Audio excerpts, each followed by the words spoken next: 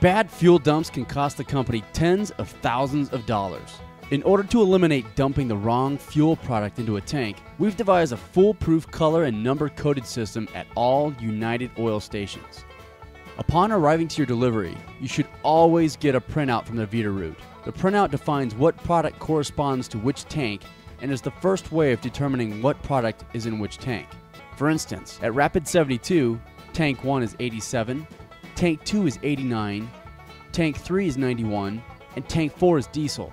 To make things even clearer, fuel types at all United Oil stations only have been color-coded with the fuel dials on the truck, the tank numbers, and the collars placed in the spill buckets. White is regular 87, blue is mid-grade 89, red is supreme 91, and diesel is green. But note that the diesel collar is yellow with green hexagons. If you're still in doubt, the fail-safe way of knowing what product is in which tank is by checking the tank tag itself. A cheat sheet defining the color and number codes can be found in the map book of each truck.